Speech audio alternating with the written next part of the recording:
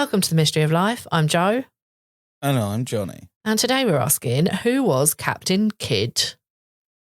But before we begin, I have very, very important news starting from next week. A couple of weeks ago, we mentioned that we were relaunching Patreon. So next week's episode will only be available on Patreon. The episode after that will be free. And then the one after that will be Patreon, so on and so on. So it's going to alternate. You can sign up now. Otherwise, I'll remind everyone on like social medias and stuff. And I'll probably drop like a little sneak peek episode just to remind you all that you have to go over to Patreon. Right, so on to today. Who was Captain Kidd? Let's talk pirates. I thought you might take issue with this because we do know who Captain Kidd was. That isn't really the mystery. It's more about what happened to him. But I don't like naming episodes what happened to 3 or 4 in a row and the next 2 are what happened to. So we are who is, or who was even. Okay, well, it's going to be a short episode. He was a pirate. Okay, I've got more information than that, though. We only really briefly covered pirates in the past. So a bit of history about Kidd. He gets lumped in as a pretty famous pirate, pretty serious pirate, along with Blackbeard and friends. But it would seem that he was actually somewhat of a misunderstood pirate. Who knew? What do you mean by misunderstood? Well, exactly that. He wasn't this bad boy pirate that he seems to get the reputation of being. It gets said including on his Wikipedia page, which I know isn't much, but a lot of people reference him as a highly successful privateer before he turned pirate. But he kind of wasn't. So let's get into it. We have limited knowledge on his childhood. We have seen this issue before with other pirates. It's a combination of poor historical records and the fact that they're a pirate and essentially criminals. But we do know that he was born in Dundee in Scotland, believed to be born in 1654. And I noticed that I've really kept us in the 1600s these last few episodes. That's 3 weeks in a row I've gone 17th century. I can fuck with the 17th century though, so I'm happy. He was from a pretty poor family. His dad died, and by age 5, his mum was a widower claiming a sailor's pension. So fuck all. Yeah, and because of this, that's why we don't know much about him, because he was poor. And that's the way it was. There was so many of them. You couldn't write history books about them all, could you? Yeah. Well, it's thought that he did a few years of basic schooling or some sort of education and then took to the seas. And we catch up with him again in the 1680s. See, I love that you could just take to the seas. Can't do that. You need permits and licenses. And I think you probably could, though. I mean, you could go and get on like a fisherman's boat in Alaska and do that. No, what about all those programs where they're like, I doubt you can just turn up at a dock and go, I want to get on a boat. I feel like you probably could. You go and hover around a bad dock. Someone will take you. I don't speak Somalian.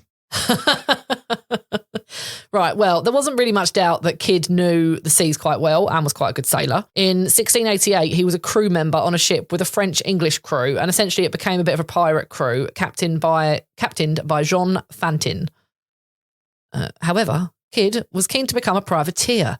And when the English declared war on France, did you know we had a war with France? Like just France, like by itself. Yeah, it was pretty big. I didn't. Well, anyway, tensions were now getting a little bit high on this boat. I can imagine. The French-English crew, and they're like looking at each other like, So one thing led to another, and Kidd and the crew actually mutinied the ship and sailed to Nevis, an island in the Caribbean. Essentially, what it didn't say is I feel like they got rid of the French. It depends. They got rid of most of their French crew. Did it say that?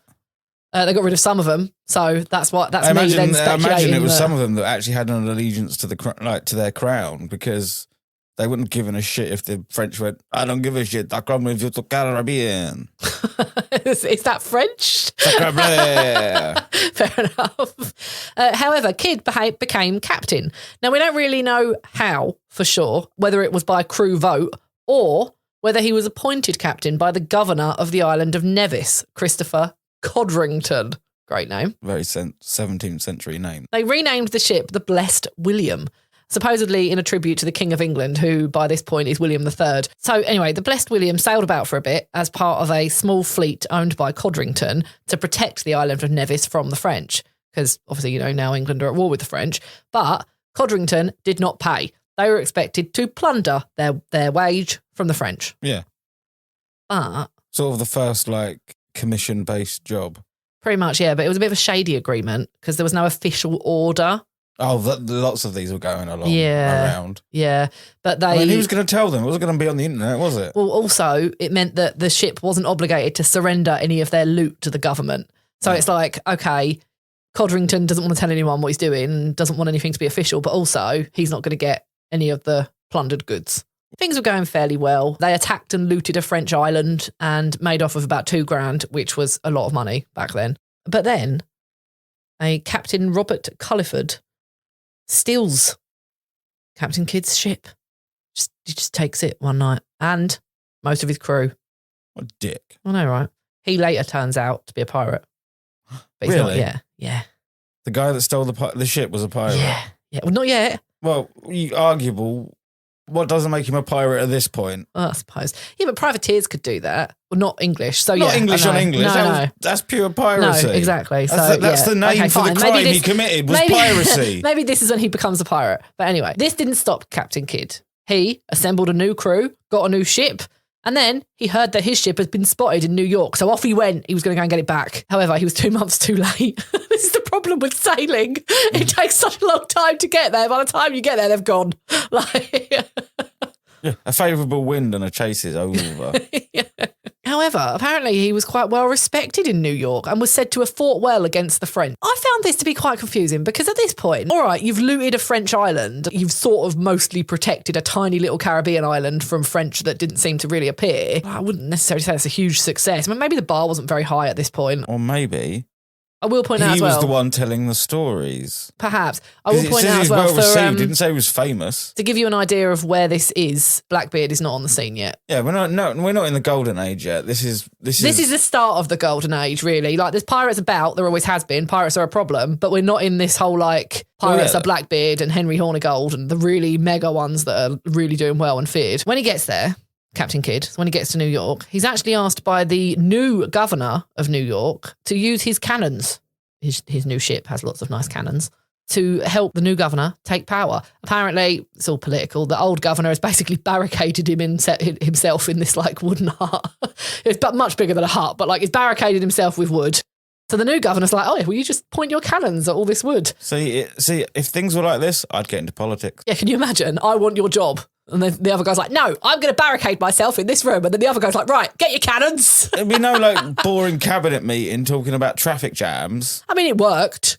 The new governor took power and the old governor was like, don't shoot your cannons at me, out I come. I do tend to find that a shit ton of cannons tends to work if the other person hasn't also got a shit ton of cannons. Yeah. Well, this obviously earned Captain Kidd a bit of favour with the new governor. He basically helped him become new governor, so they're friends. At this point, he decides to settle down for a bit in New York and he chooses to marry Sarah Bradley Cox Ort. She was very rich. She is a 2-time widow in her early 20s. Her husband's left her a lot of money. Sounds bad, but to be honest, people just died a lot, didn't they? Yeah. I don't necessarily think it was anything to do with her. No, and the old Purrs married young, so... Yeah. She had a lot of money and they had a couple of kids. This in turn meant that Captain Kidd did become very well respected in his little circle of friends with the governor and all that. So the governor decides to give him a commission for attacking French ships that come too close to the shore. But by Why would he bother? What do you mean? He's rich. Yeah, but he's like out doing like boaty things. He's got this thing. He really wants to be a privateer. He wants to be a captain. Okay, if it's just ambition, that's fine. I was just asking. Like, yeah, he doesn't need the money. No. He's a millionaire. Like, why is he like stressing over it, risking his life out in the sea where he could just be at home? Yeah, well, he's not really going out to sea anymore. He's just on the coast now. I suppose, yeah. But by 1695, he's said to be bored. I get that, actually, yeah. Yeah. So he heads to London to ask to become a Royal Navy captain.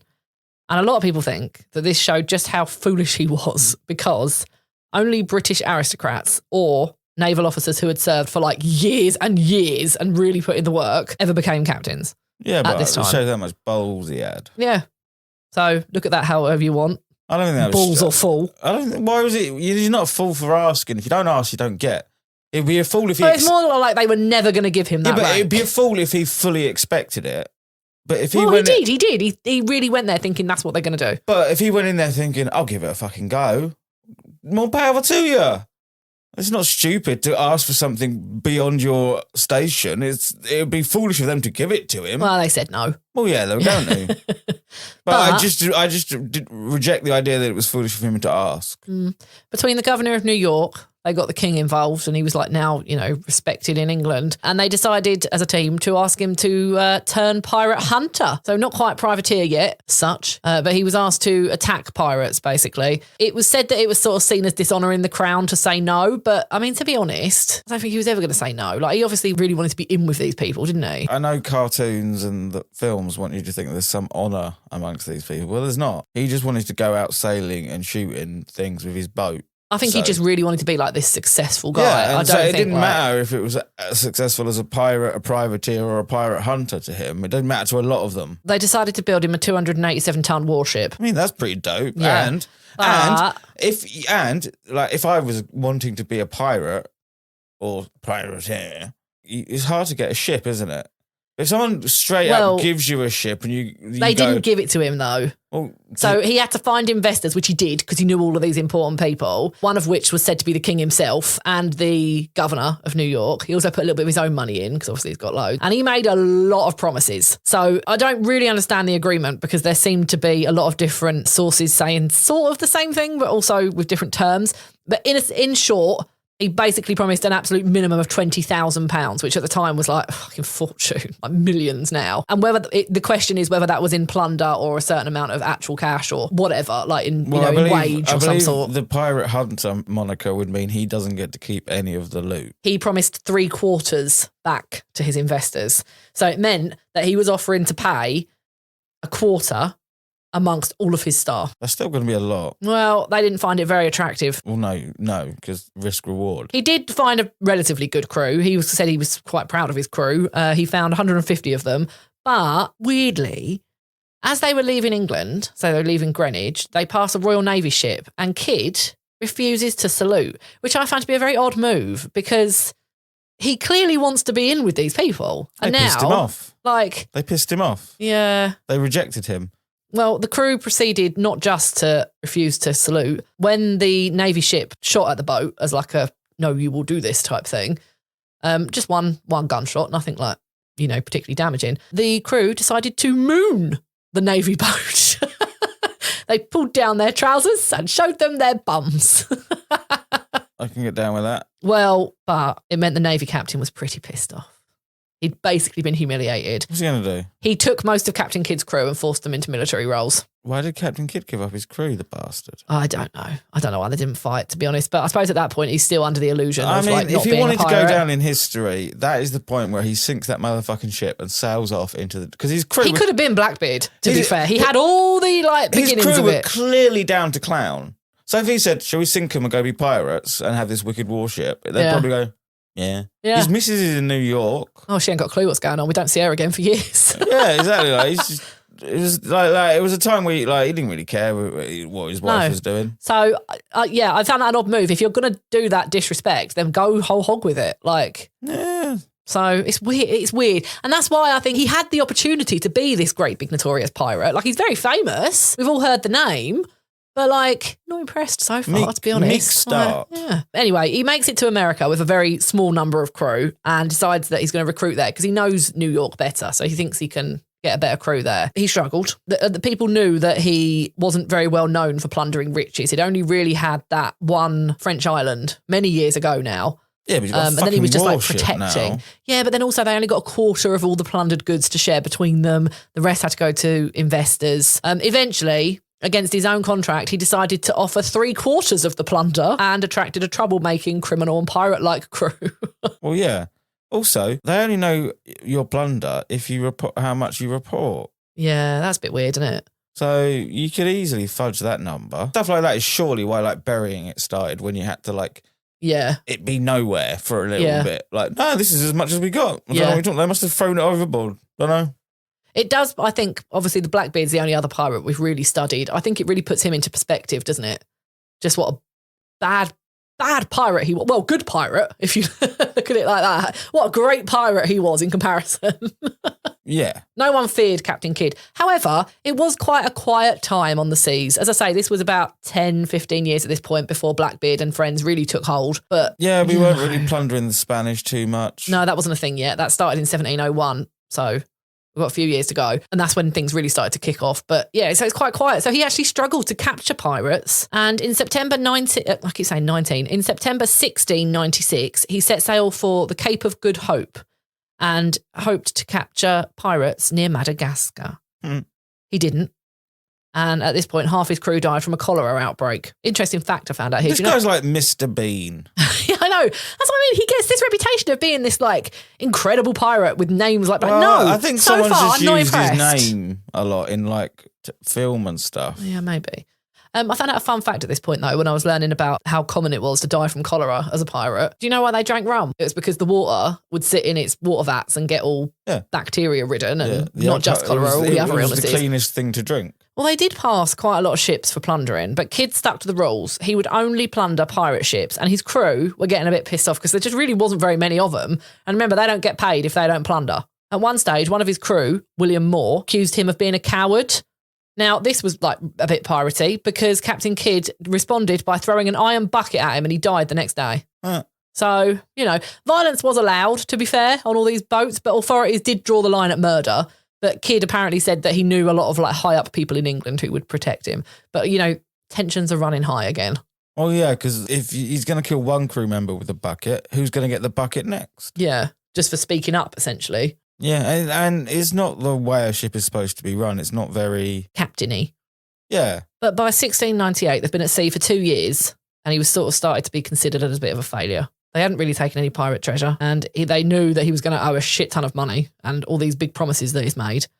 So he decides to set sail for the Red Sea, and no one's really able to agree on why he would do this, because although it was an area where pirates were known to prey on wealthy ships and Muslim pilgrim ships, the English Navy had actually sent ships there to protect those ships already. So no one's really sure why Kidd went, because there wasn't really anything for him to do. Scraps. Yeah. So maybe he was desperate and just, bored. Yeah. Thought, this will keep him busy. Well, apparently, as they were entering sort of this like channel where a lot of these boats were often pirated, he actually bore down on a couple of ships, realised they were English and backed off. But apparently this was adding to a bit of a reputation that he was getting at home. Like he wasn't doing very well. He didn't have much leadership. As he sails back towards India, though, he comes across a ship that he thinks is French. And he thought this would be a legal privateering capture, but it wasn't. It was the Cudar Merchant, and this was in January. Last September, in his world, so 1697, the war with the French had ended, so it actually would never have been a legal act of privateering, even if it was a French ship, but he didn't know that because he hadn't been anywhere to get that update in those last few months. However, it actually had Indian and English interests and an English captain, and there was tension between India and England at that time, and England were like trying to keep everyone calm, so for him to go and attack this ship was like the worst thing he could have done of all the ships. He's a piratey buffoon. But Kidd thought it was legal. So he gets his crew and he got aboard and they started plundering. And to be fair, it was a hell of a ship. There was 350 tons of fabrics like silks and things like that, rubies, diamonds, opium, sugar, rum, guns and cannons. So like he did hit in a boat. Yeah. Like if you're going to plunder a ship, that's the one to do it on. However, if you were trying to stick to the rules, you really, really haven't. I mean, fuck it. So they take the ship and they rename it the Adventure Prize. And that's in honour of his other ship, which is called the Adventure Galley. So now they've got a nice little pair, Is it a pair? More than two. At what point do you have a fleet? To be honest, at this point, I feel like he just seems like a bit of an idiot. Well, it depends. Did he intend to become a pirate? Because he just has. Well, he claims at this point, obviously, we don't know that he knows, depending on which version of events you're believing. So, right, as we stand, the other ship, the original ship, the Adventure Galley, is now falling apart, right? That needs repairs. So they make it to Madagascar in April. Well, there he meets Robert Cullingford, who is now a notorious pirate, the guy who stole his ship all those years ago. Is he still, I was going to say sailing it? Yeah. Not clear, but I think even if you haven't got that ship, like you would think at this point, given that Kidd still thinks he's a privateer at this moment in time, he really should have taken Robert Cullingford, as the pirate hunter that he was. Yeah, even if he didn't know who he was, it was kind of his job. Yeah, but there is conflicting accounts about what happened next. Some say he had a drink with him, and others say that he just sort of did nothing, like let it slide. But what is known is that most of Kidd's crew decided to abandon him at this point and went with Cullingford.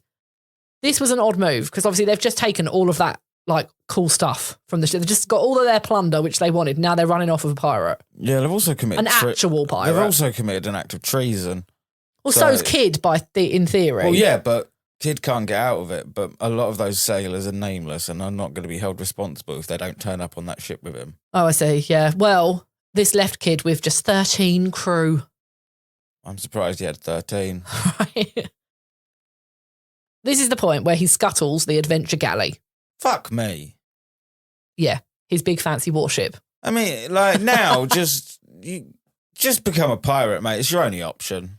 Well, he realises two things, really. Yeah, exactly. He owes a lot of money on it, but apparently some people thought it was built a little bit under budget and in a bit of a rush, so it may not have been built all that well. But the key thing, really, is that the other boat is better, and Kidd realises he's not able to sail them both with just 13 crew. It took quite a lot of people to sail these boats.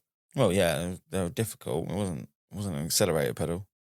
But he salvages everything. He takes every last part they could, even down to the metal hinges, and then they burn the boat. They travel to St. Augustine's to repair the Adventure prize. And at this time, the area he chose was British ruled, and he is shocked, allegedly, to discover that he has now been declared a wanted pirate, a rogue. I don't know if shock is. Is he shocked? Well, that's how it's been reported, but he could have been pretending. What? Supposedly he's desperate to avoid the British Navy. He flees to a small island off the coast of Spain.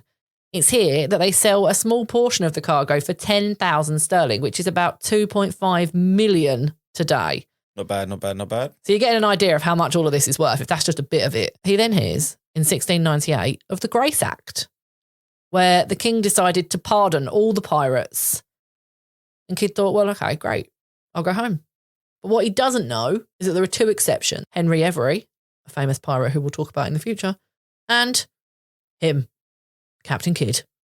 Well, yeah, one of the people that invested in his boat was the king. Yeah, they're pissed. It's personal. Like, tensions are high, you know? Everyone's trying to keep things, like, relatively calm, and he's there plundering a British ship with ties to India, who everyone's trying to stay friends. Yeah, you commit, like, terrorism or a war crime, mate. Like, well, he hears of this as he nears America. I'm not sure how he hears of it. How did we get word to these ships? No, pigeon. Like, when they made it to port.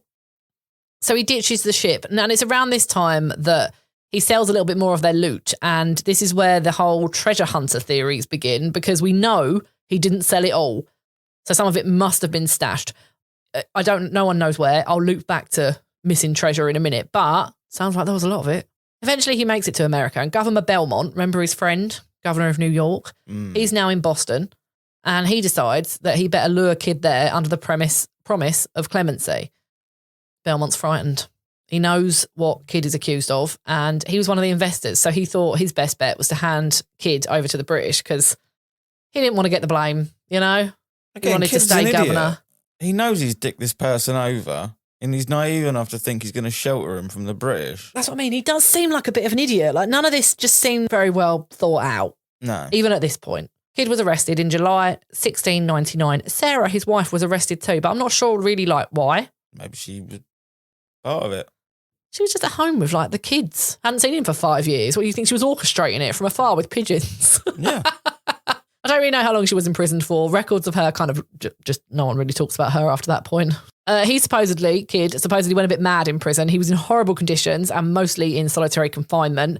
He was tried in London for murder. Remember the bucket incident, which he thought he would get away with, did not, and 5 counts of piracy.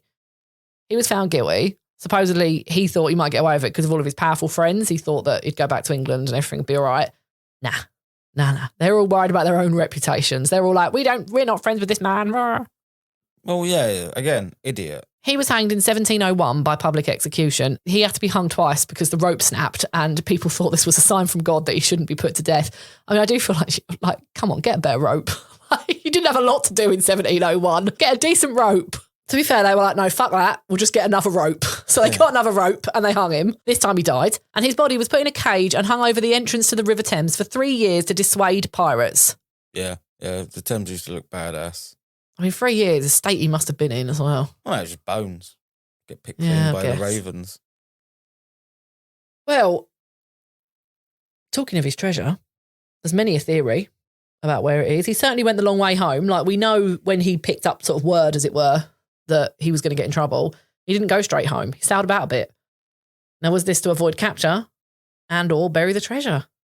Probably a bit of both. Probably a bit by accident. I mean, a lot of people think it's on Oak Island, as we know. That's the pirate. Yeah, I don't buy into that one. Even though I'm not against the Oak Island thing, it's not the theory I like the most. Well, I also think, given what we know now about Captain Kidd, was he really smart enough to hide it so well on Oak Island? He would have just buried it under some sand when he got there. Put it behind a sign that says, "Do not look here." Yeah.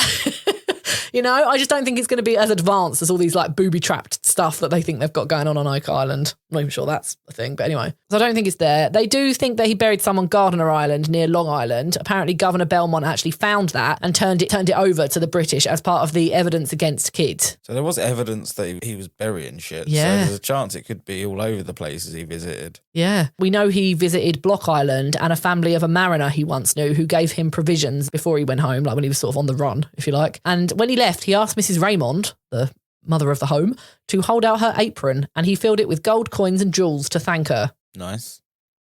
She later bought a lot of land when her husband died.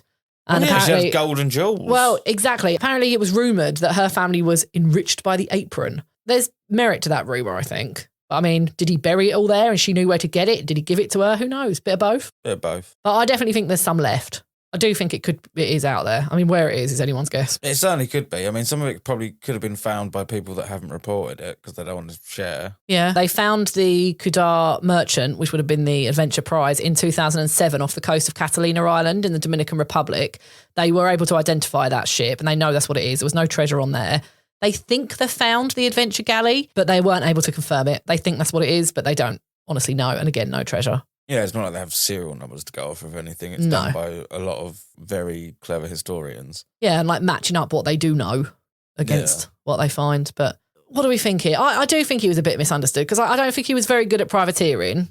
Like, he wasn't this like successful privateer. He wanted to be. He sort of bummed them all a bit and tried to be their best friend, but like never really sort of was great at it. You could argue wasn't very good at pirating, even though he had like one mega haul. That's it. Yeah, he was a trailblazer who didn't mean to do it. He buried the treasure. He sunk the English ship.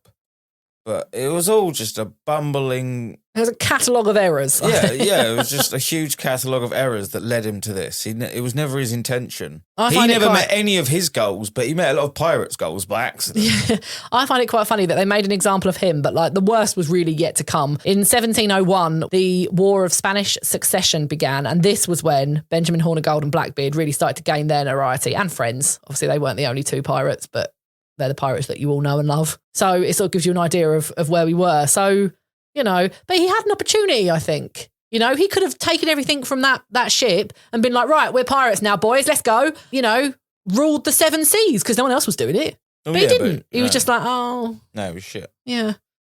So I think it's a bit sad, really.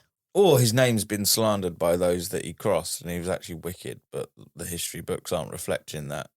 Really? Because we report on other wicked people. Yeah, but you never know. I'm just saying, you never know. It could be that one of the people he invested in was the guy in charge of writing the book.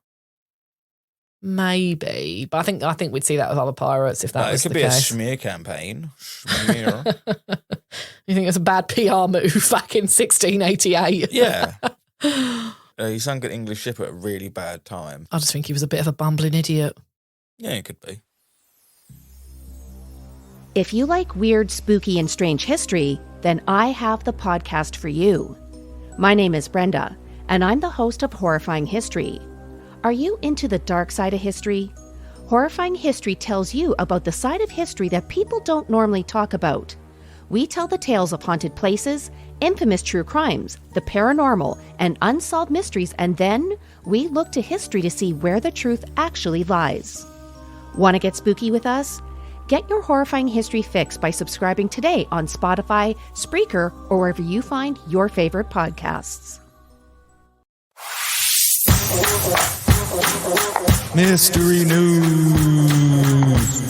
Right, I've been sent an Instagram post quite a number of times over the last week about a guy whose girlfriend was pregnant, even though he was infertile. And supposedly the daddy was Bigfoot. Now, thank you for thinking of us, but I am certain that it was satire. I don't think anyone's that stupid, but if I come across someone, I'll let you know. However, not Bigfoot. I bring you the tale of a woman impregnated by an evil spirit instead. I'm going to be careful what I say here. Why? Because as much as she could be a cheating hoe, this could also be a way of dealing with quite a significant trauma involving sex. The big R. Well, let me also tell you that this story includes news of a woman who says she got pregnant by a gust of wind. I mean, a man happened to be, and the wind happened to... No way, come on. Anyway, 19-year-old Colombian pregnant woman claims to have never been intimate with a man. She insists that she's been impregnated by an evil spirit. The young woman recently sparked controversy on Latino social media. Now, they always say this, but like, social media is global, so I feel like I would have been able to find this. It's never a frenzy. Well, anyway, she told a local TV outlet, she's unnamed, that she'd been experiencing strange dreams and feeling supernatural presences in her room. Her mother took her for a checkup, and that's when she found out she was pregnant. Now, obviously, like you say, she might not want to tell her mum. That's one thing. She might have been hurt and not want to tell anyone. That's another thing. And if those things are true, I feel for you. But what if it's an evil spirit? Well, then, what if she's pregnant without ever having been with a man? Playing devil's advocate, if God can do it with Jesus, she could have Damien. A lot of people took her side. That was, I think, the most shocking part, because no one was taking Bigfoot's side, let me tell you. Yes. Very, very religious area. I mean, what if she has this baby? No.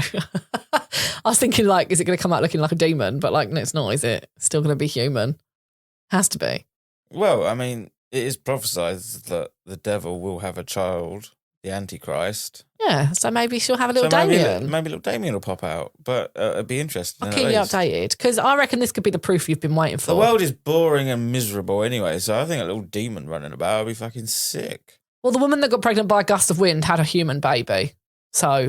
Well, yeah. I don't know what else do you have it more would have been. information? Because mine is the only plausible theory I can think of. No, she just said that one day she felt a gust of wind and then started giving birth. Some errant semen. It was a very quick pregnancy as well, let's be clear. It was a healthy little baby. But... yeah, I mean, she could be delusional again. It could be anything. So I share these stories because although the Bigfoot one, I'm pretty sure was not real. Although I actually think the most possible out of all of these. No. Like, let's assume Bigfoot is real. No, it's like saying you can get pregnant by a monkey. Let me get this straight, just to confirm at the end here. You think there is more chance that someone could get pregnant by an evil demon than a monkey? No. I think there's zero chance of both, but I know that I can for sure say that about the monkey. So I feel very sure saying that about the monkey, whereas I can only say is because I'm trying. I can't prove a negative. So all I can say is, well, like so many things in mystery news that I still don't have answers for and follow for you every week to see if there's been any update. I will now keep an eye on this and let you know if Damien arrives. Mystery news. But we will not be back next week on normal channels. You will have to sign up to Patreon. There will be details on our website, mysteryoflifepodcast.co.uk, and there will be details on social media, which is on Instagram, is at the Mystery of Life Pod. So do reach out to us if you need any help or you've got any questions about any of that. Otherwise, we will be back the week after for all platforms. So we'll see you soon.